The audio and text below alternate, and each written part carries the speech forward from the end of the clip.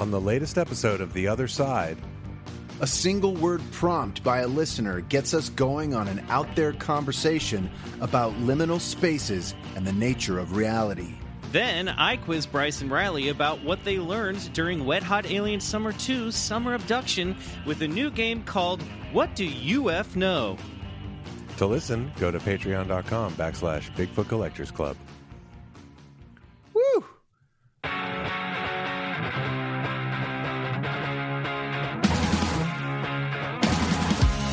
It's Bigfoot.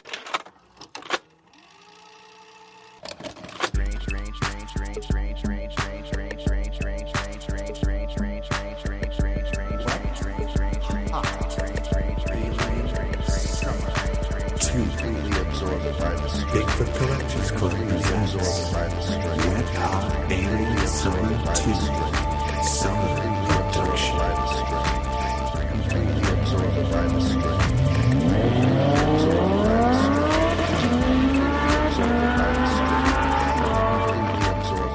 Hey, welcome back, everybody, to a brand new episode of Bigfoot Collectors Club. Like, kind of dropped out of committing to that halfway through. Yeah, you did. It's okay. You know, it's fine. You know what I mean? We record these on the hump day, baby. We're like, as soon as we sit down and record an episode of BCC, it's like we're getting over the hump of Wednesday.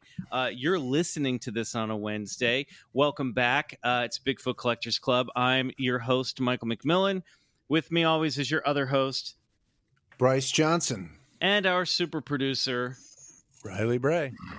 Guys, we're in the last couple weeks of Wet Hot Alien Summer 2 Summer Abduction, our summer-long celebration of stories of high strangeness featuring UFOs, alien, abductions, mix and matches of those three words. And it's been a wild ride, hasn't it? Oh, it's been incredible. Incredible. I'm refreshed and renewed for my interest in all things UFO related. By the way, I did want to mention we've been watching the J.J. Abrams produced UFO documentary series on we've watched it over on Showtime. Club Scouts, if you're not on this, get on it. You can get a free month of Showtime through Apple TV, which is what I did because I'm not a Showtime subscriber. It's great. We're actually going to talk about it this week with none other than BCC godmother Jen Kirkman over on The Other Side. But I just want to say it's like covering everything we've been talking about. Oh yeah, I feel so validated. It's like we've been on the pulse, man, of covering all the stuff that's actually relevant to this conversation. It's so funny, and I'm sure I'll mention it tonight with Jed too, but Michael texted like, "Hey, we should watch this." And I was like, "I'm really busy. I don't know if I can watch all these." And then like a day later, I was like, "Just finished all of them." Yeah, what did I tell you was going to happen? Literally, when you know. I can't stay away, man. Well, also, don't forget that 1 week from today, we have a live show that we'll be streaming over on Ludo. That's 2U's on September 15th at 9 p.m. Eastern Standard Time. It's the grand finale to Wet Hot Alien Summer 2 Summer Abduction that you will not want to miss. We'll be taking questions from you guys, and afterwards, you'll have an opportunity to hang out one-on-one with me, Miguel. During the show, we will also reveal the fate of the BCC Jet Ski Special based on whether or not we receive 1,000 five-star reviews over at Apple Podcasts by 9 p.m. Eastern on September 15th. Here's a shining scary example. Deadline. I know, guys. You have 1 week to get it together. Man. Bryce, why don't you read us an example of what our listeners can drop for us over there? Yeah, let's do it. It's as easy as this. Let's go, boys, says the Hypno Hustler. 5 stars. I started listening to this podcast at the beginning of the summer, and I have now listened to every episode at least twice. And it is the first podcast I listened to on Wednesday. In conclusion, it's better than a balloon. Thank you so much, Hypno Hustler. That's all we need. That's simple as that. Guys, as of this recording, we're hovering at only, now I'm calling it only 878 5-star reviews. Oh no. Get your 5-star reviews in and make the BCC Jet Ski special happen. Talk to your neighbors, talk to your mother, teach your cat how to use iTunes or Apple Podcasts. Push people. Come on, we want to do this. I might have to start going door to door like I did back in the day, selling birthday reminder kits from Don Lepre. You did door to door? Yeah. Oh, dude. Yeah. Wow. You want to be a millionaire? It's as easy as going door to door and selling birthday reminder kits. That's right. Man, I couldn't even get you to hand out stickers at the live show at Fan X Salt Lake. Well, that's why, because he worked door to door. Yeah, dude. I'm fucking traumatized, man. Come on. Yeah. I did that once too for like a canvassing thing. It's horrendous. That's sales trauma. It's a real thing. When I was a kid, I had to pass out flyers for some neighborhood thing, and a dog chased me down a driveway and knocked me over. It was scary, and I only got paid like $5 for it. I was really angry. Check out our live show next week. You can only watch it over at Ludo, and you can purchase tickets in the link in our link tree, in our show notes, and on our social media at Bigfoot Collectors Club on Instagram and at Bigfoot Pod on Twitter. And of course, you can get more BCC over at our Patreon, BCC The Other Side, patreon.com/Bigfoot Collectors Club. Okay, let's bring in tonight's amazing guest. He's a gentleman that I've known for a long time. He is an actor who's appeared in hit shows like, guys, get a load of this, Lost. Heard of it? Mm-hmm. True Blood. Yeah. Heard of that one? Grimm. The Good Wife. He can currently be seen playing the DC Comics supervillain Sportsmaster, a role I wouldn't even be allowed to audition for in the show Stargirl. Club Scouts of all timelines, please give a welcoming salute to Mr. NEIL Hopkins. Woo! Ow! Woo! Thank you. Right. NEIL. What's up, NEIL? How are you, man? So happy to have you here. Thanks, man. I'm happy to be here. So did you have to like show them you could throw a ball or like dunk a basketball or something to audition for that role? The audition was in a gym, which I thought was a little unusual. And I had to take my shirt off. And it was, I didn't even know what I was reading for. It was one of those things. So until I got the part like a month later, and they when they do the thing where they put like dummy sides together and they put like a fake character name and all that stuff. So I had no idea like what it was. And then I got the offer, and I saw that it was this character named Sportsmaster, who I'd never heard of, but he's been around since like 1947. Yeah, he's one of those kooky DC villains that they came up with way back in the day, where it's like, we need Superman's got to fight somebody who's got a hockey stick. Let's just call him Sportsmaster.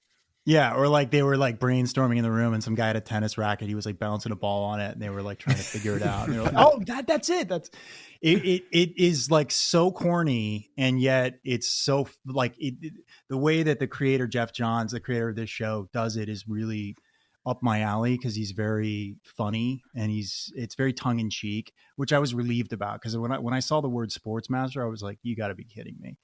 And I had no idea. I was like, that it freaked me out.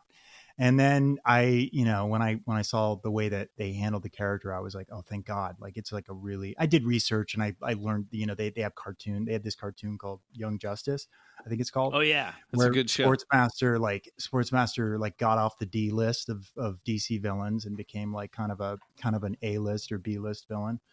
And they kind of turned him into a cool character. So I was relieved that they made it actually like one of the most fun characters I've ever played. But yeah, it's like he uses gadgets like, exploding shuttlecocks, and come on. He's amazing with the baseball Putting bat. that down on the BJ and the Shadow Bats music list, exploding shuttlecocks. Yeah, it's just an amazing. They have to really become very inventive about all the sports equipment that he uses, which is really funny. That's awesome. And you're one step closer to having your own Todd McFarlane action figure being made of you. Oh, God, from your lips to God's ears. Like that's so the goal. I mean, isn't that the goal? Oh, just to get 100%. a fucking realistic toy that you could get that's you. Only if you get a piece. Right. Yeah, no kidding. Yeah. Right. But I'd At be this happy point, to. I would even take one without a piece. You know. Yeah, I'd be Yeah. happy to get a Funko Pop. If I could get a Funko Pop, I'd be Are thrilled. you kidding me? I would love to have a Funko Pop. They have these people on Instagram that like make Lego. Like when you get on one of these shows, you get plugged into this whole like fandom of comic books and all that stuff, which I love. And I have been delighted to see that there are people that create Lego versions of like all the characters that are on TV right now. A Lego yeah. minifig of Neil Hopkins? Come on, you can die a happy man. Oh yeah, Michael, did you? So- I heard there's like a Funko Pop factory here in Los Angeles downtown where you can go there like one day a week and you can make your own Funko Pop. They'll make one for you. We should get 3 Funkos for the BCC. Is it at I'm the Big amazed you guys Funko love that. shop on Hollywood? Yeah, that's right. That's not, yeah, in downtown Hollywood. That's not too far from me. just Let's get do down to it. the Funko shop. Yeah, Let's go down to A's. Come on down. they'll Let's go to do the you Funko right. shop. Let's make it happen. We got to do it, man. Well, Neil, we want to get into all of your thoughts on the paranormal, but before we do that, Riley, get ready because I brought in some. Dun, dun, dun, dun, dun, dun, dun, dun, dun, dun, dun, dun. BCC News. So we're going to read you a story, Neil. This is a headline that was actually sent in from a Patreon, Steven. Thank you, Patreon, who sent this over to us at over on the other side. This is from a website called The Drive, and it reads, radio transmissions from police helicopters' chase of bizarre craft over Tucson add to mystery. FAA audio points to confusion during and after police helicopters encounter with strange aircraft. This is by Brett Tingley and Mark Cicotti from August 19th, 2021. On February 9th, 2021, a U.S. Customs and Border Protection helicopter encountered what was described as a quote-unquote highly modified drone hovering in controlled airspace above Tucson, Arizona. A Tucson Police Department helicopter was called in to aid the CBP aircraft in its pursuit of the small aircraft, but the drone, or whatever it was able to outrun both of them as it flew through military airspace, deftly maneuvered around both helicopters with bizarre agility, and ultimately disappeared into cloud cover above the altitude the helicopters could safely fly. A police report previously obtained by the War Zone, that's the subsection of the drive that we're reading from, showed that the TPD crew discovered the drone as very sophisticated / specialized and able to perform like no other UAS they had previously encountered. Now, we have the actual audio from the CPB helicopter's interaction with the air traffic controllers in Tucson during the incident, as well as audio from after action between the TPD crew and the air traffic control tower. Now, I'm going to include a link because it's a lot of audio. You guys can check that out at home. Check the show notes for that. But from the conversations heard on the recordings, which the War Zone obtained from the Federal Aviation Administration through the Freedom of Information Act, it's clear that all parties involved with the incident were baffled by the drone's performance, noting that it appeared super sophisticated and possibly satellite controlled. Throughout the hour-long pursuit, the law enforcement air crews can be heard saying that the mystery craft was essentially playing with them by repeatedly positioning itself directly above the helicopter's rotors, some 1,000 feet above them. At one point, the air traffic controller says, "We filed this up as high as we can, and we did call Washington." Oh, yeah, so they filed it up the ladder. "We did call Washington," presumably meaning a federal office in D.C., quite possibly the FAA national headquarters. But there you go. Drone or alien spacecraft. What do you think, Neil? Bryce, Riley, what are your thoughts? I mean, it's got to be a drone, right? Yeah, it sounds like it. Nothing really from this article reeks to me of UFO, but maybe, I mean, only because they're using the word sophisticated and modified drone, right? I think of those little like RC cars that like use gas and are just fucking tanked up and vrooming. Maybe someone's doing that with Have you been tinkering in your garage lately, Bryce? Yeah, maybe some little garage nerd is humming up one of these drones. I don't know. It seems like a lot of these, I saw that 60 Minutes recently. Did you guys see? I'm sure you saw that, where they interviewed the guy about the UFOs that that has been classified for all these years, and they have like those videos of the jets following them. I don't know, man. I mean, I want to believe in UFOs, but I'm not convinced that it's not just some super sophisticated drone, because drones are just incredible. They say bizarrely, what does it say? Bizarre agility. I love that. Yeah. In the article. You should tell Jeff Johns to work that into Sportsmaster. Like maybe he's got like heightened bizarre agility. I'm texting him as we talk. Yeah. No, I don't know. It just, and I've seen drones do pretty remarkable things, and like people can get incredibly sophisticated at controlling them. And I don't know. It just doesn't scream to me UFO as much as I want to believe. I'll tell you what, the UFO documentary has got me rethinking that Tic Tac thing and making me consider that it is possibly some inflatable high tech like balloon droid or balloon drone. But that's all. Is that the one? Is that the one you guys were talking about, the Showtime one? Yes, yeah, that's the there's a new documentary series produced by Bad Robot, J.J. Abrams' company, called UFO. Oh, Neil knows.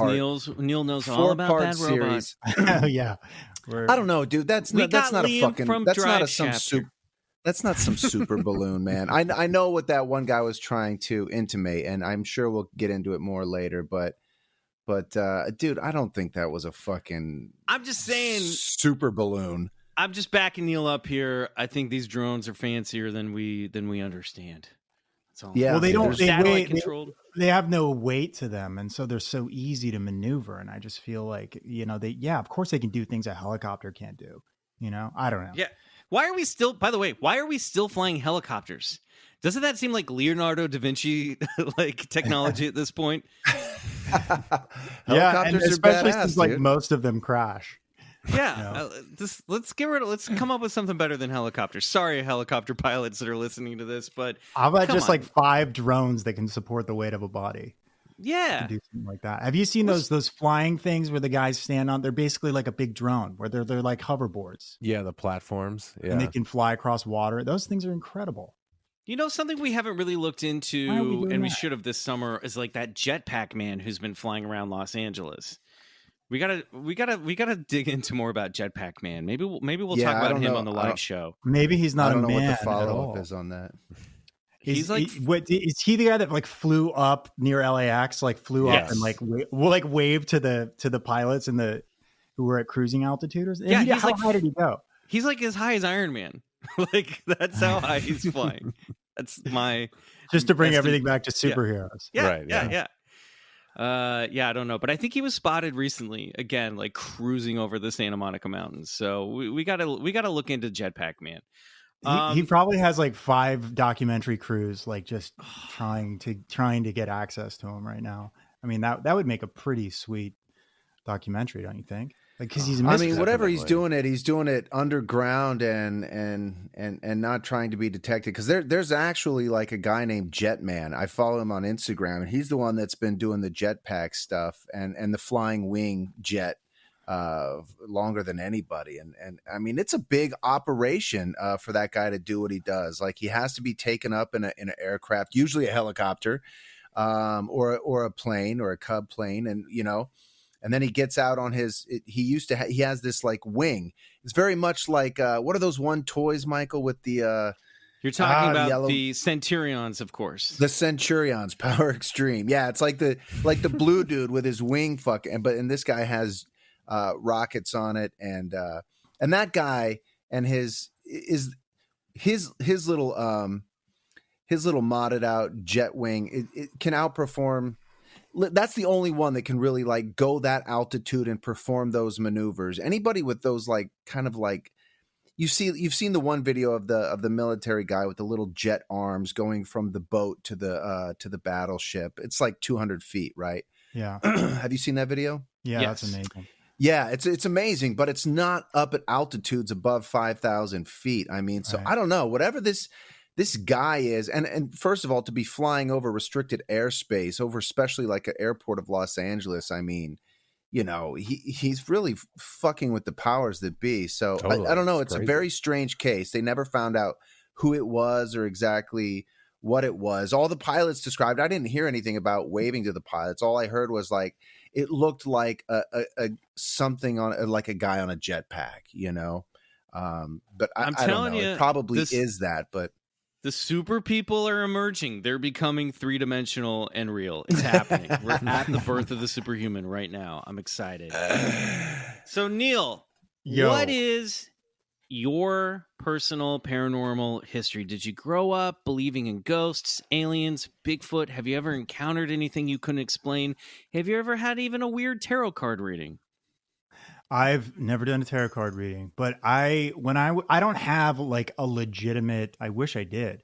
I don't have a legitimate, unexplainable story from my childhood, but man, I was so like a lot of kids, I think I was so suggestible. And if I saw a movie or if I read a book, like that became my entire world. And I just believed it 100%. And for example, I think when I was like 10, I don't know how, but I got to see The Exorcist, bad parenting. And I saw The Exorcist and it scared me so bad. And I was raised Catholic. So like, we're sort of primed to believe in all that shit. Right. And there was a time, probably lasted a couple months, where every night I would wake up in the middle of the night and I had this crazy fear of being possessed by the devil. Like I was just sure it was going to happen, because now that I knew what a possession was, it of course it's going to descend on me, because now I have the knowledge. So I would like wake up in the middle of the night, like night after night. I remember it so clearly, just terrified, because I was sure, wait, that's it. There's something in me. Like I was terrified that I was going to be possessed, and it took me the longest time to like get out of that mindset. And similarly, when I was like a couple years older, I read the book Communion by what's his name? Whitley Strieber. Yeah. Whitley Strieber. Mm-hmm.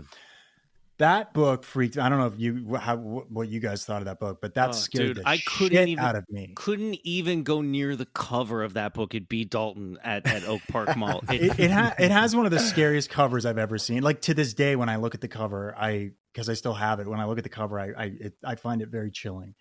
And that was one of those stories again that I read it, and I was convinced I was going to be abducted.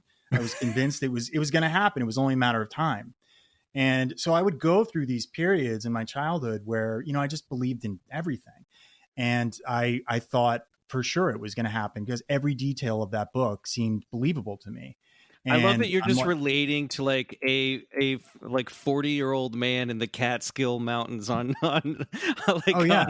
a Christmas vacation with his family. He's like, well, it happened to that guy from New York City. It's going to happen to 10-year-old me. Stands to reason. That's 10-year-old logic for you. Yeah, that book scared the bejesus out of me, and for a long time after that, I was just absolutely convinced it was going to happen. Anytime I'd see a light, like whether it was a headlight or whatever outside at night, come through my window shades, I thought for sure it was a UFO. And sounds like we grew up with the same brand of anxiety, because I was 100% there with you. Yeah, it was pretty terrifying. Like, and it's funny to think about it now, but like my son, who's 7, like he has these same sort of irrational fears about this, that, or the other thing. And he's like, unfortunately, really obsessed with the idea of horror movies. We haven't let him see, but like a couple, like PG rated ones, but he gets the same exact thing, and I see it in him, and I'm like, oh my God. And it'll go on for months where he can't go to sleep at night because he's convinced that, there's a ghost or whatever it is. One day when he's at school, you should just quietly set Communion on his pillow. And then when he comes, just let him come home from school and discover it, and then just see how the night goes. We're trying to get him to read more, so maybe this is the ticket. Well, it sounds like you've broken the cycle of movie abuse. You haven't showed him The Exorcist yet. No, but he really wants to see it, and he's seen clips of it on YouTube. So he's probably seen the scariest parts, and he's just fascinated by it. And of course, because I'm an actor, I'm able to tell him, oh, that's all fake, and this was pea soup, and this was an animatronic doll, and all like trying to like take some of the sting out of the fear, Right. you know. But then you're like, but it's all based on a real Yeah, incident that exactly. actually happened. it actually So let's happened watch it now. to a 7-year-old boy, not unlike you. Right. But it's funny. I was reflecting on that, and I was thinking about how funny it is when you know, I don't know if you guys are Catholic, but I was raised Catholic, and they sort of indoctrinate you to believe that stuff. And so it seems it's a very supernatural religion. You Very know what much I so. mean? Yeah. I mean, just religion in general has so many sort of supernatural elements, but Catholicism, especially, it's hyped up there. You know, You got to keep people scared. You know? I was raised Presbyterian, and in one prayer every Sunday, the Holy Ghost would come up, and I'd always be like, "Can we pause? Can we go back? What's this ghost that we're talking about?" And I would always picture being in a white sheet, and it's so mind blowing to, as a kid, to have your parents and grown-ups tell you there's no such thing as ghosts, and then every Sunday you and 200 adults are praying to a ghost. You're like, what the fuck's going on, guys?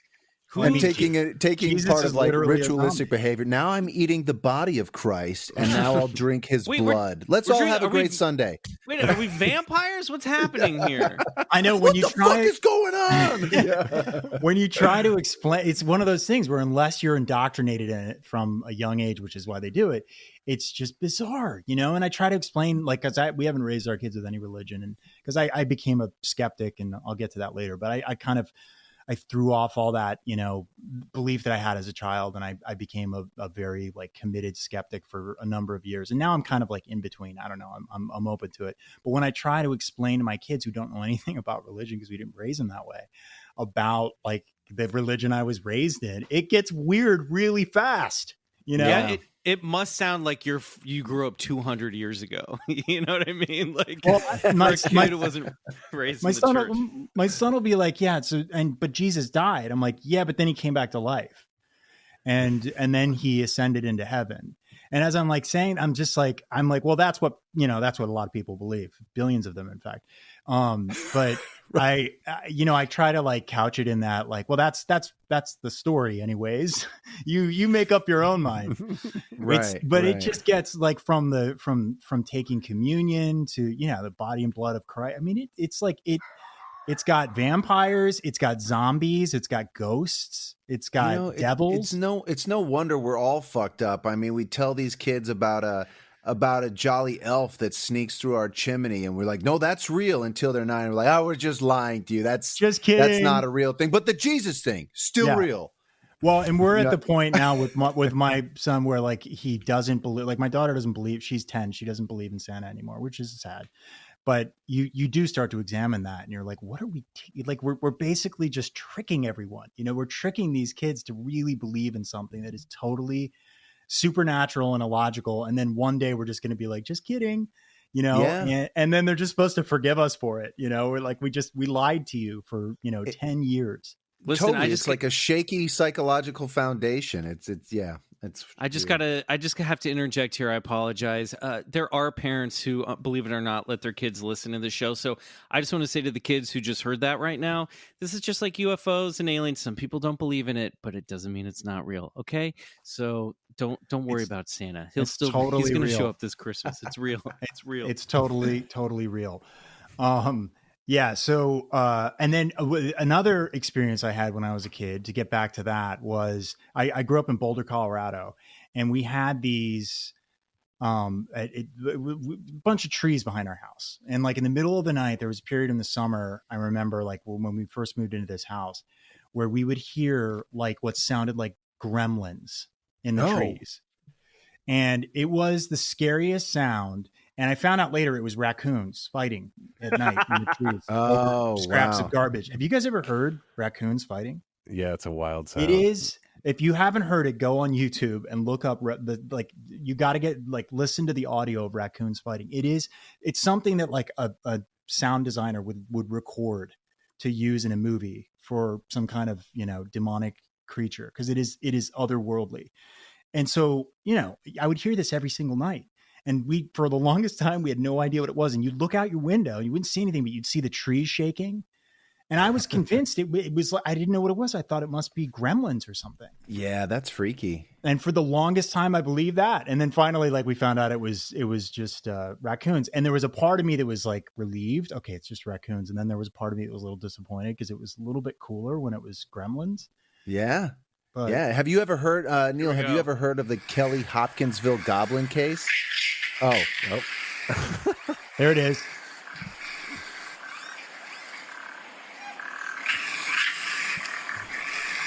They're kind of chill. Oh, yeah. That sounds a little alien for sure. It's the hissing and the squeaking. Yeah. Yeah. And when you hear that in the middle of the night, when it wakes you up, it's pretty chilling. And and if you don't know what it is, it's just like your mind just goes crazy trying to explain it. So there's like a guy with a jetpack behind the tree too, just like everything's hitting you out. What the fuck is going on? It's all explainable. Fighting raccoons and just a guy with a jetpack. Yeah, exactly. It all comes back together. There's a tie-in. I was terrorized by to recap, The Exorcist, Communion, and raccoons as a child. Bryce, you mentioned the Hopkinsville goblins a moment ago. Oh, yeah. I was going to say, Neil, have you ever heard of the Kelly Hopkinsville goblin case? No, but it's got the name Hopkins so it's a case that took place. That's right. Near your hometown. Yeah. Oh, yeah. Whose hometown? Well, Hopkins. Oh, yeah, that's right. Yeah, Hopkins. Oh, then you'll love this. Yeah, right. So it's just a small town called Kelly, but it took place near Hopkinsville. And in the middle of the night, about 11 people are staying in this sort of, 2-bedroom small house. These were people of the land, and one of the guys, he's a young guy in his 20s. His name is he means Billy hillbillies. What does that mean? His actual name was People of the Land, and they so like Billy Ray sees a fly, like what looks like a meteor or a saucer crashing in the field out behind their house. Everybody's kind of like, "What the hell are you talking about? You're drinking too much moonshine." But later that night, they see these sort of like luminescent gremlin type creatures sort of floating above the ground, making these clicking noises. And of course, what do? I mean, they just fucking unload their shotguns into them. You know what I mean? But when they hit them with the shotgun, it makes this sort of metallic ting sound, like almost like shooting a metal bucket. And anyway, they were harassed and harangued all night by these strange luminescent gremlins, for lack of a better word, with these huge eyes and pointed ears and sort of luminescent, shiny, metallic type looking bodies. And they would jump on the roof and it just was a fucking alien shootout. But not fighting raccoons, but it's a crazy story. And then, so anyway, it could have been worse. It could have been a lot worse. Yeah. It's a great story though. They go get the sheriffs and everything. They like almost people from the base nearby, and there's never been a movie made based on that. That's a great movie. No, but there should be. That's what Gremlins was inspired, because they were the goblins, but inspired Gremlins and inspired E.T. Originally, Spielberg, when he was going to make E.T., was going to make a movie called Night Skies that was based on this encounter, and it sort of turned into Gremlins and E.T. respectively, but they really should. They should do it. Yeah, but that's where the term "little green men" actually came from. No way. Case. Yeah. Oh my God, that's so cool. See, I love stories like this. Like, I'm kind of a skeptic in a lot of ways, but I still, there's a part of me that just wants to believe. Oh, I believe anything. It's like when I hear stories like this, I don't know. It captures my imagination in a way that it probably shouldn't as a 44-year-old man, but right, totally. It sounds like you've put up some walls after Exorcist and Communion. I love that. It's we okay all to deal be with skeptical. trauma in different ways. So is that what led you to becoming a skeptic, or perhaps even I don't want to say atheist, but at least when it comes to the paranormal, when did you turn skeptic and why? So I got into this shortly after I moved to LA when I was 25. I went down this rabbit hole of, what's it called? Chariots of the Gods. Is that what it's called? Oh yeah. Sure. By Eric Von Daniken. Yeah. And I remember I rented this movie. I'd never heard of it before. And I rented there's a documentary called Chariots of the Gods, and it's really poorly made, but it was the whole ancient alien theory that I was like introduced to. And I got really into it. I mean, it's kind of embarrassing to admit, but like I got really into this idea that this had happened. I'm like, oh my God, it all makes so much sense. 25 years old. And I went down this rabbit hole for a while. And I was convinced that was like a reasonable explanation for pyramids and all of these things. But shortly after that, I don't know what it was. It wasn't any one thing in particular, but I just kind of like in my late 20s, I just became an atheist, and I became just kind of questioning of everything that I used to believe that was sort of connected to what I learned in childhood or whatever. Mm-hmm. And, and ghosts and all that stuff. But I gotta be honest. Like I said, that's one part of my brain, but there's another part of my brain that really does still believe that shit. And I feel like a lot of people are the same way. Like, have you guys ever, not to mention another podcast, but have you ever listened to Spooked? No, I don't think I have. No. There's a podcast called Spooked, and it's like real stories, quote unquote, of people who had ghost encounters. And the thing that's so convincing about it is they interview these people, and almost all of them, like to a person, are skeptics. They weren't people that believed in this stuff, and they're very convincing. And there's some are more convincing than others, but you hear these people tell these stories about how they were, tormented by ghosts in their house, and they had to move out of the house or whatever. And I just start thinking while I'm listening to it, I'm like, it sounds really believable to me. Like, I don't have any evidence, but it's hard not to believe their stories. Look, I think you're in a perfect position, psychologically speaking, to be a witness to something like this. Look, because I think being skeptical is a great thing, right? Like, I think all of us are a little discerning and skeptical about things, but at the same time, it's like we like to keep an open mind too. And it sounds like you're that same way. And you never know. It's like this stuff may come at you one day, and you might take a different viewpoint of it. Yeah. I mean, like I said, like I'm not totally closed off, like ghosts. Like I've never had an experience with a ghost, but I know people who have, and they're pretty freaking convincing when they tell their stories. And I've heard a lot of stories that I find very convincing, and not, you hear some stories and you're like, well, that was this, and that was obviously this, and you can come up with some explanation for it. But then there's other things where you're just like, this person has no reason to lie about this. I don't know. Neil, I'm going to recommend that you start watching Paranormal Caught on Camera. Hold on. I'm writing this down. Yes. It's like America's Funniest Home Videos, but for the paranormal. It's is it funny? People who capture. No, it's fucking shocking and crazy, and you're just like, what the hell was that? But it's like people capturing the craziest shit, ghosts and things on their roof, and just weird lights, and oh my God, it's a trip. Oh, I got to check it out. I like I said, like I still like watching these things. I watched this documentary called Sasquatch. Oh yeah, it was on Hulu, and I was really disappointed after the first episode when I learned it wasn't really about a Sasquatch. It was about a lot of our listeners. It was about a bunch of fucking meth dealers up in the hills in Northern California. Yeah, I know. They tried to lure you in with Sasquatch. And the first episode, I was like, oh, I'm all in on this. This is cool. Like, this is right up my alley. And then I was like, yeah, this is just sad now. They pulled the flip on you. Yeah, it's just depressing. How much of a presence did Bigfoot have growing up in Boulder, Colorado? Because that's kind of Bigfoot country, right? I mean, was there any? Well, it's up in the Rocky Mountains, and there's lots of trees. Was there? I mean, I guess he's most often associated with the Pacific Northwest, but I know there's like the Bigfoot outpost off I-70 when I'm driving through between LA and Kansas City. I don't know. I can't answer that. I wasn't really into Bigfoot at the time, but I'm sure there's a lot. Anywhere there's mountains and there's forests and stuff like that, it seems like there's local legends. So I'm sure there's a hell of a lot, because there's a lot of mountains and forest. You were too busy being scared of I was too scared to leave my room for like 7 years. You understand? Well, we have a game that we like to play with all of our guests, and this is going to dovetail perfectly. We're going to dovetail perfectly into it after what we just talked about. I'm going to go down a list of phenomena. Okay.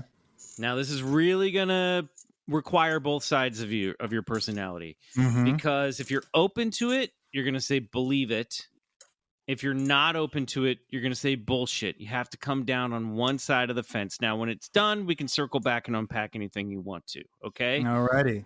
This is a game that we call Bullshit Or Believe It.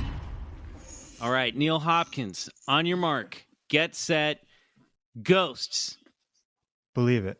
UFOs, Believe it. Bigfoot, Bullshit. ESP, Believe it. shadow people. I don't even know what that is. Bullshit. That's like when people see like shadows walking around, disembodied shadows walking around the room at night. Oh, that's bullshit. Unicorns, Bullshit. alien abductions, Bullshit. Yeti. That's just like a snow Bigfoot, right? Yep. Exactly. Bullshit. Mothman, Bullshit. out of body experiences, Believe it. tarot cards, Bullshit. demonically possessed dolls. It's my son's number one fear. Annabelle. Bullshit. The healing power of crystals. I thought you were going to say Christmas, and I was like, believe it. Crystals, bullshit. An alien spacecraft crashed at Roswell. Bullshit. Loch Ness Monster. Bullshit. Atlantis. Bullshit. Haunted houses. Believe it. Skunk ape. That's just Bigfoot, right? Yeah, Florida's Thank God. Bigfoot. Bullshit. I got to stick with my last answer. Dodged a bullet there, Bryce. You almost unlocked a secret game within the game, Neil, but you didn't. I'm so glad Damn you it. didn't. So we're so glad you didn't. The Jersey Devil. Bullshit. The Biblical Devil. Bullshit. Speaking to the Dead. Believe it. Mermaids. Bullshit. The government is hiding the truth about Sasquatch. Bullshit. Past lives. Bullshit. Life on other planets. Believe it. Life after death. Believe it. Wow, really good. So Well you're done. like Well done, Neil. You're like a ghosty guy, not a cryptid guy, and into UFOs, but not necessarily aliens. You kind of stop short Yeah. of creatures. That's what it sounds like to me. Well, here's the thing is like, I've seen a lot of Bigfoot documentaries and that show Finding Bigfoot, in which they never find Bigfoot. And it's just like, I have not seen a shred of evidence that Bryce, you're in the hot seat right now. Bryce, Sorry. you're in the hot seat. I know. I personally have not seen a shred of evidence where that's convincing to me. And it just seems so easy to fake. You either can fake a footprint or you can, put a guy in an ape suit and do a grainy, video of it. So I'm not totally opposed to it, but everything I've seen to date has not convinced me of that. And so I tend to think that it's, not true. Because if they're so big, how have we never seen them? How come? That's what I wonder. Like I want to hear. Well, that's because they go through portals. Oh my God. So is that part of it? Is that part of the belief in Bigfoot? It's not part of it. It's not. I like that. Right. That's perfectly said. Perfectly said. There's like 7 levels of Bigfoot belief. Oh yeah, Exactly. Yeah. Does it like dovetail into thetans or anything like that? No, thank goodness. That but would there be too are much for glowing me. orbs that follow Bigfoot around, so it does get like a little astral plane-ish.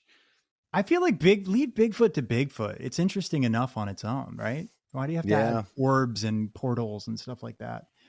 And if you have to come up with portal to explain why you can't see them, then I feel like you're grasping at straws. Maybe that's my personal opinion as the skeptic in me. Guilty. Wait, why have we never seen them? Portals, of course, which we've also never seen. Now, speaking to the dead, you're open to. Yeah, I've seen some documentaries about people, and here's the thing that's so weird about all these different categories is like there are charlatans in all of these 100%. And that's what mucks it up, right? Yep. Because you want to have the pure belief that like these people are telling the truth, but then all these charlatans get exposed and they show how they did it and they blah blah blah. They've got a whole like game, and so then it makes it really difficult to believe the ones that might be true. But I've seen some instances, all in documentaries. That's how I learn everything and experience life is through documentaries. Just, where I'm pretty convinced. I'm like, that's at least like I can't. That I don't know. It passes the bullshit test for me a little bit. Are you talking about like mediumship? Mediums, yeah. When they I think you're right. There's something to that. When they know stuff they couldn't possibly know, and they're right more like I know they figure out ways, the people that are fake figure out ways of guessing and probability and all these things where they can be right. They ask broad questions or, and then they sort of hone in, or sometimes people will research these people on Facebook or whatever, and they'll find out all these things. So, but I've seen a couple where I'm just like, I don't know. How do I explain that? That person knew. And when they make a skeptic a believer, I don't know. That to me is like, that's like money for me. When I see a person that is like a dyed in the wool skeptic and they're like, I don't know how to explain it. Well, it's like these UFO, reports. I mean, 95% of them are complete bullshit or explainable, Yeah. But it's that other 5% that just go unexplained or that really brings attention to the subject. I think it's the same. To your point, for all of these subjects, all it takes is just for one of them to be true, and that opens up a whole new paradigm. Yeah, but it's like, it's such a personal experience. You have to believe it because you saw it or you experienced it yourself, right? And then that doesn't necessarily translate from person to person. So it's you 100%. Kind of there's like the social contract where everybody just has to agree that, okay, this guy's story checks out, I believe it. But the problem, like I said, is that there's such a propensity for charlatanism in that world. Whether it's like faking ghosts or faking, a fake medium or fortune teller or whatever it is, that it mucks it up for the 5% that might be true. Yeah. Yeah. Well, we're going to take a quick break. And when we come back, fate has it that I actually picked a story of high strangeness that is perfect for our guest, Neil Hopkins. Cannot wait to hear what his reaction will be to this. All right. We'll be back in just a moment.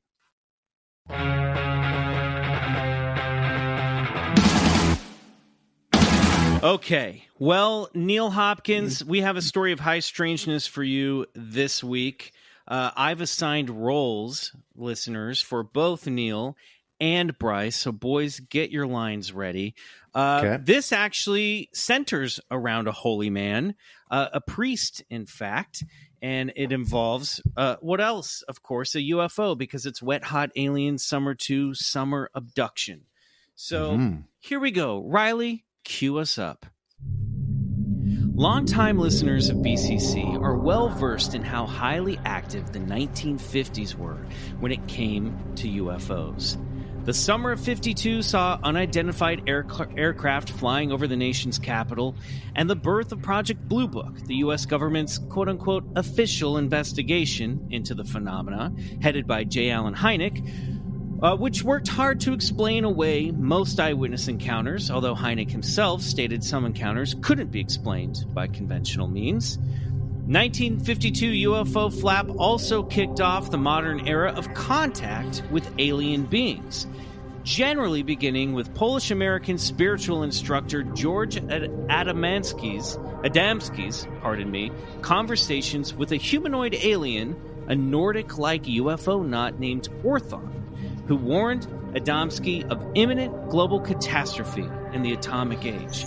Adamski's full account of his relationship with Orthon can be found in the book Flying Saucers Have Landed, and will probably be covered at some point on this very podcast. But I mention it here as a reminder that up until the alien Greys made their debut in Betty and Barney Hill's Abduction in the early 60s, many UFO knots, from mystery ships to Adamski's Space Brothers, were depicted as very human-looking. Of course, there were exceptions. 1952 also brought us the Flatwoods Monster encounter, and in 1955, the Kelly Hopkinsville incident occurred, where a rural family claimed to be attacked by glow-in-the-dark bouncing bulletproof space goblins after witnessing a rainbow-colored meteor streak over their cabin. Just 2 BCC chestnuts that I hold dear to my heart, and one of which we serendipitously touched upon already in this episode. Now, many of these humanoids and monsters were brought to life in films like The Flying Disc Man from Mars, Forbidden Planet, The Day the Earth Stood Still, Plan 9 from Outer Space, and The Devil Woman from Mars, and of course, The War of the Worlds. Martians, or visitors from space in general, seemed to be on America's mind throughout the decade of the 1950s. But the extraterrestrial and UFO activity of that decade was by no means limited to the U.S. The first modern account of alien abduction took place in 1957, when Argentinian farmer Antonio Villas Boyas was kidnapped from his fields and taken aboard a craft by strange creatures and forced to mate with a female alien with the hourglass figure of Marilyn Monroe. In 1950, it's a true story. Bastards. Britain's Ministry of Defense responded to the explosion of UFO activity by establishing their own version of Project Blue Book, the Flying Saucer Working Party, which cast a long shadow of doubt over the public's engagement with alien spacecrafts. But after the 1952 flap over Washington, D.C., Winston Churchill himself was forced to ask, Neil, What does all this stuff about flying saucers amount to? What can it mean? What is the truth? And meanwhile, in Australia, the Royal Australian Air Force began to investigate sightings occurring over the southwestern Pacific, like 1953's Drury Affair, where aviation official Tom Drury captured footage of a strange craft that almost behaved like a guided missile over Papua New Guinea. Now, Papua New Guinea is also the setting of this week's story of High Strangeness, a UFO encounter that took place at the tail end of the 50s flying saucer craze. The overall incident took place over a number of days and involved multiple witnesses and remains one of the most quaint and outright intriguing cases I've come across during Wet Hot Alien Summer 2, Summer Abduction. This is the story of the Father Gill UFO sightings. Now, Bryce, does this ring any bells? It rings 1 or 2, but I've forgotten the details. I can't wait to hear all about it again. Well, here we go. It was April 1959 on the island of Papua New Guinea. An Anglican priest by the name of Father William Gill in the mountainous village of Boyanai, located along the north coast of Milne Province, was a highly respected, good-humored, and well-educated missionary from Australia. Gill was ordained in 1950 after graduating from Queensland University, and sidebar, he also apparently spent some time on the island as a radio broadcaster, so we salute ye, Father Gill. Now, Gill was a skeptic of the UFO activity that had been happening during the 1950s, but a series of events involving his staff began to change the holy man's perspective on the phenomena. In April of 1959, he wrote a few letters to his friend, Reverend David Dury, about strange happenings in the skies over Boyanai. In 1959, Dury was the acting head of St. Aidan's College, the program that trained teacher evangelists at Dragura, which was the headquarters of the missionary activities in Papua New Guinea. Gill wrote to Dury about strange lights he had witnessed along with his staff, and a flying saucer seen by one of Gill's assistant teachers, a man named Stephen Moy. There have been quite a number of reports over the months from reliable witnesses. The peculiar thing about these most recent reports is that the UFOs seem to be stationary at Boyanai or to travel from Boyanai. I myself saw a stationary white light twice on the same night on April 9th. The Assistant District Officer Bob Smith and Mr. Glover have seen it as well. I do not doubt the existence of these things, but my simple mind still requires scientific evidence before I can accept the from outer space theory. I'm inclined to believe that probably many UFOs are more likely some form of electric phenomena, or perhaps something brought about by the atom bomb explosions, etc. That Stephen should actually make out a saucer could be the work of the unconscious mind, as it is very likely that at some time he has seen illustrations of some kind in a magazine. It's all too difficult to understand for me. I prefer to wait for some bright boy to catch one to be exhibited in Martin Place. Yours doubting, William. As fate would have it, the UFO phenomena wasn't finished with Gill. It was as if the cosmic trickster itself intercepted Gill's correspondence with Dury, because the day after Gill wrote his first letter on the subject, he got a taste of high strangeness, and ooh, did he catch the UFO bug. Dear David, OMG WTF. Life is strange, isn't it? Yesterday I wrote you a letter expressing opinions re the UFOs. Now, less than 24 hours later, I've changed my views somewhat. Last night at Bonai, experienced about 4 hours of UFO activity, and there is no doubt whatsoever that they are handled by beings of some kind. At times it was absolutely breathtaking. Here is the report. Father Gill explained that a brilliant white light had appeared over Boyanai from the northwestern skies. The object moved in the direction of the mission, where it was observed from about 100-meter distance by Father Gill, Stephen Moy, another teacher named Ananias Barrara, and 35 other staff members for an encounter that lasted 25 minutes. The light, it became apparent, was emitting from a physical saucer-shaped craft. A real CS, you might say, classic saucer, emitting a blue shaft of light, and which was lined with 4 window panels. Along its base were 4 legs, or landing gear, and the bottom portion of the disc tapered up to what looked to be an upper deck, upon which 4 figures, who appeared to be men, stepped out from within the ship and began going about their business quite casually. And the craft wasn't alone.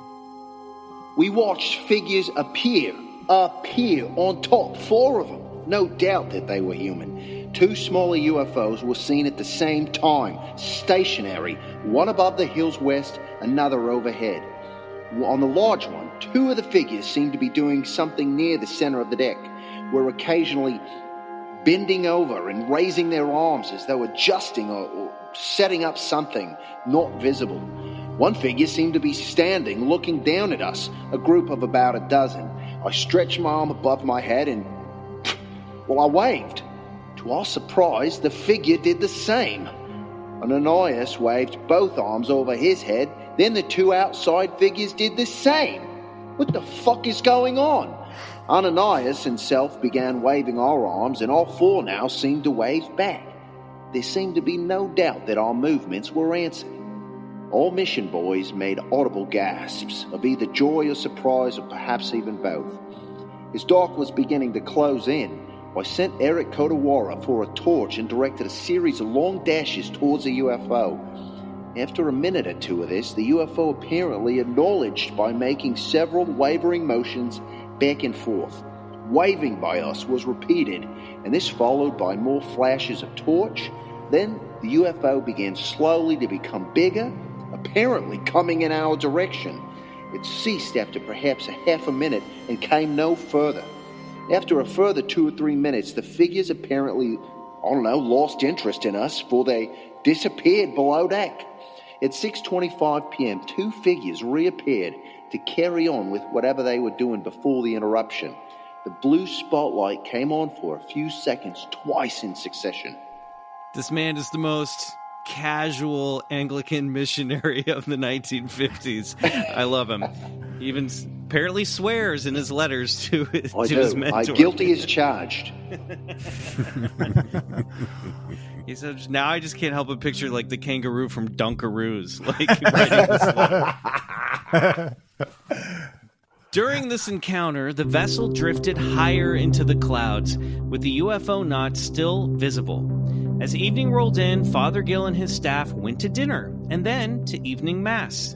Later, when asked as to why he would up and leave such an amazing sight and return to his evening schedule, Gill would simply state, There was just nothing eerie or otherworldly about any of it. It was all so ordinary, as ordinary as a Ford car. yeah, a flying Ford car, sure.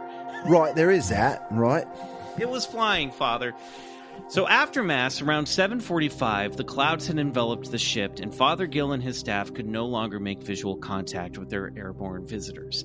However, around 10:45 p.m., a mysterious, loud explosion was heard in the night skies, perhaps a sign that Father Gill's new friends were returning to wherever they came from. Gill concluded his report in his letter to Dury with this. It looked perfectly normal sort of object, an Earth-made object.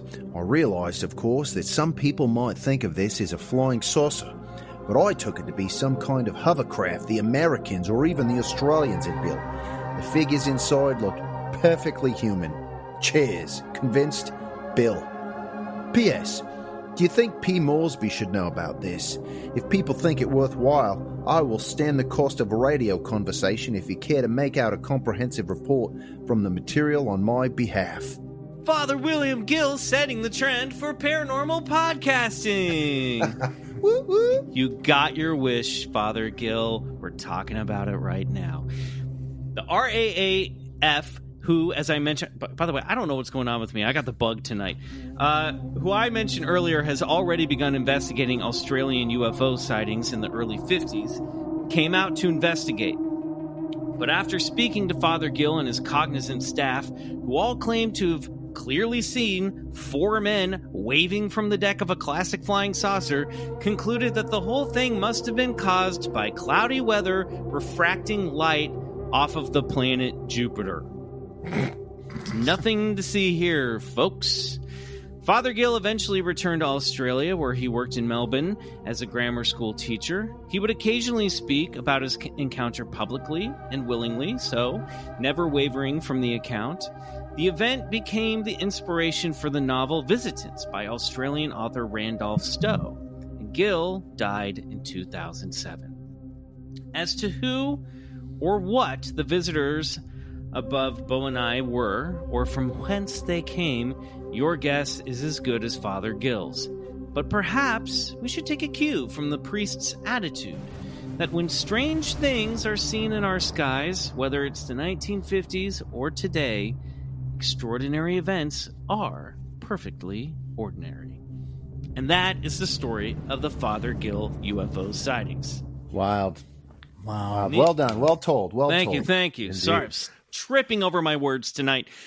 NEIL Hopkins, what the hell is that? What do you think is going on here? I mean, we got dozens, anywhere from dozens to 35 staff members staring at this thing, 25 minutes. There are people waving. They're waving back. They're waving their flashlight at the UFO. The UFO's winking and waving lights back at them. What the fuck is happening here? That's one of those stories for me that's like when there's that many witnesses and when there's a guy that was skeptical at first and, you know, a man of science. I mean, he's a man of God, but he's also sounds like he had a lot of scientific or psychological educated guy, obviously, you know. Like, yeah, and he wasn't just like immediately critical like, thinker. Yeah, exactly. We need more of those. And when I so like that for me is a little more convincing because I'm like, well, that clearly the guy saw something. He didn't make the whole damn thing up, right? And all these other people are witnesses and they all attest to the same thing. The question is, what did he see? And like, you know, his explanation about military craft or whatever, that's what I'm inclined to believe. But I'm like, well, then why haven't we ever seen that technology? If that was around in 1959 and they already had it, why'd we never see it? Like, it sounds like it's a pretty amazing technology that it could just sit there and hover quietly. Was it quiet? Mm-hmm. And there were two other ones with it. There was a fleet. There were 3 of them.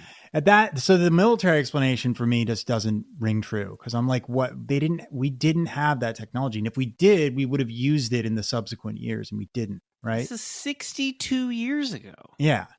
So that's a head scratcher. I don't know. I like that story because it kind of like hits my sweet spot of, I like when grizzled skeptics are like, I actually think this is real. Yeah. So, And I love that night one, he was like, get a load of this. Everyone's claiming to see flying saucers. It's got to be our imagination. And then, like, literally the next night, he's like, "Oh, wait a minute. Sorry about that. Yeah. This is weird." But it is fascinating that he does just go, "Well, I think it's just humans up there." You know? Well, the human part doesn't bother me because in so many of these cases, we hear the witnesses describe sort of humanoid type entities. God, they're just in dozens of cases, and that doesn't bother me at all. And even the windows in the flight deck doesn't bother me either. I mean, how many times have people drawn what looks to be like these portholes or cabin decks with windows? And it's all so strange, man. And that they would just be hovering over there and wave back. That's what I remembered about this story. I just love the idea of them like, hello, hey, how's it going? And then like waving back, it's like, 25 minutes is a long time to sit there and wave at someone. Yeah. No doubt about it. It's very, very awkward. Yeah. I feel like if I put my arm down first, it's rude. I don't know. Yeah. Well, that's what's so amazing is it went on so long and it was so kind of benign that they're like, well, it's dinner. Should we just go to dinner and then do evening song? Let's go. Should we go? What's going on? You know what I mean? They'll probably be here when we get back. So why don't we eat and come back and check on them? They got bored.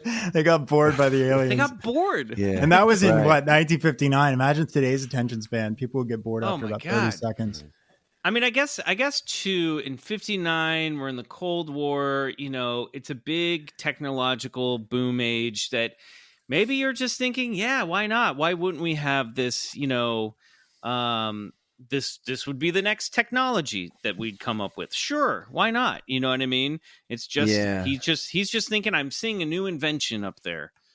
It sounds to me like he's like, trying not to come off a little crazy too, right? He's because he's kind of like, hey, it's probably just the Americans.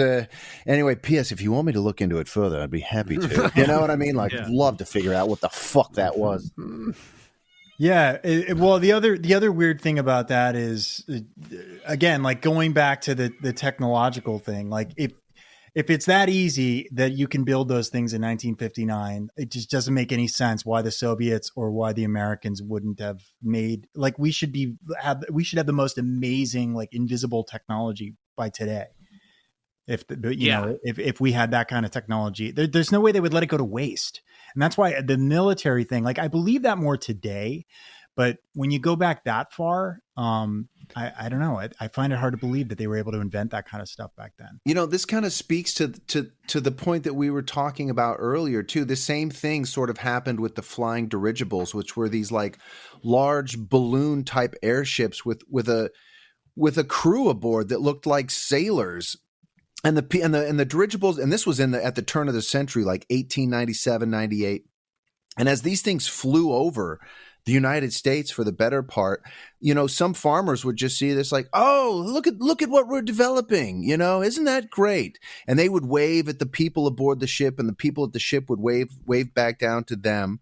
And so it's this same thing that it seems to be like the technology is always, not too far out of reach. Oh, we could do that. Maybe that's ours, and it even makes me think of what we were talking about earlier with the Tic Tac. Like, oh, well, that could just be a drone or a balloon. We're not too far off from that technology. You know what I mean? It's like fooling us again, just keeping it right out of our grasp of where we are today and where we could be maybe 15, 20 years from now, just always keeping that plausibility right in the realm of existence. So when was the first ever classic saucer described to have been? Because that's what I'm curious about. Did they not start seeing those until we had flying technology? It really started to kick off as I'm researching right now. Really like World War II is kind of like around World War II, and in the early 30s, even a little bit pre-World War II, people start seeing everything from like ghost rockets to fireballs. They're still seeing weird airships in 1940s that sound like the same airships from the turn of the century. And then the emergence of disc-shaped crafts. And then in 1947, after the war was over, Kenneth Arnold was flying, a businessman was flying his private plane over Mount Rainier in Washington, and he saw 9 delta-shaped craft flying over Mount Rainier, and he described the movement as if they were saucers skipping on water, and that's where the press picked up the term flying saucer, which actually didn't describe the shape of the craft that he saw. So it's really happening, really becoming part of the lexicon in the late 40s, early 50s. So there's nothing. There's nothing from like. There's nothing from like the 1800s where people are describing the exact same thing they saw in the 50s. Well, right? Even in the Bible, they talk about Gideon's wheel, you know what I mean, which comes up in Chariots of the Gods. So there are flying discs that show up. Well, and even some of those Renaissance paintings where you can see there's about a half a dozen of them that just have a UFO plopped right in the middle of the painting with like illuminating beam of rays, you know, and those are very classic saucer-like, for lack of a better term, you know. It's they've always been around, it seems, you know, and they change shape and they morph and they you know, they interplay with people's perceptions. It's a strange phenomena. Yeah, so it does go back. It does, because I was going to say if it doesn't predate that technology, then it makes it harder to believe a little bit, because it makes it easier to explain. You're like, well, if you didn't start seeing these UFOs with the lights and the, you know, until we had flying technology, then it makes it like, I think it's just we're getting closer looks at what was up there, what's been up there, you know, so you're just seeing it more often, you know. Yeah, but I don't know. Yeah, it's wild stuff. Okay, well, Neil, you've survived a strange trip through Bigfoot Collectors Club. Loved it. Any final thoughts on the paranormal heading back to the real world? You know, I hope that one day I see something, I experience it in my own life where I can actually like not only have a cool story to tell, but where I have to make a decision for myself that's not based on a documentary. I'm open to it, man. Well, be careful what you wish for. I know. Well, yeah. Well, thanks so much for being on the show, Neil. We don't know where to find Father Gill's flying friends, but where can people find you on social media should you wish to be found? I am on Instagram at Neil E. Hopkins. You can check me out. You get all the latest Stargirl news. Yeah, where can we watch Stargirl? It's on the CW. It's on Tuesdays at 8:00. Yeah. Fantastic. Congrats. That's amazing stuff. Anything else to plug? Anything else other than Stargirl? Nope. That's it. Just Stargirl. Great. That's a lot. That's a lot more than I have. That'll work. Yeah. I want to remind you guys to check out our live show a week from tonight, September 15th at 9 p.m. Eastern Standard Time. The ticket link is in our bio and on Instagram and in the show notes of this, so check that out. Just go to our link tree. Boys, anything to plug before we head out? Yeah, that live show, man. Meet us there. It's going to be great. It's basically the live show we used to do, only in a virtual room. Come chat with us. We'll be listening to your combo. You can write into us live while the show is happening and get a ticket to chat with Michael at the end of it, man. It'll be worth your time. Limited spaces. All right, guys. That's it. Thanks again to Neil Hopkins. Good night. And go get regressed. All right, dude. Thank you, Neil. That was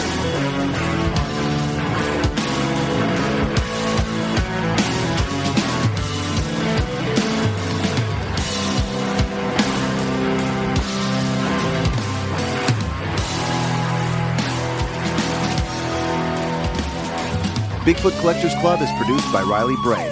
Our theme song is Come Alone by Suneaters, courtesy of Lotuspool Records. If you like the show, please rate and review us on Apple Podcasts. It really helps get the podcast to more listeners. To support the show, check out our Patreon page at patreon.com/Bigfoot Collectors Club and unlock multiple reward episodes every month.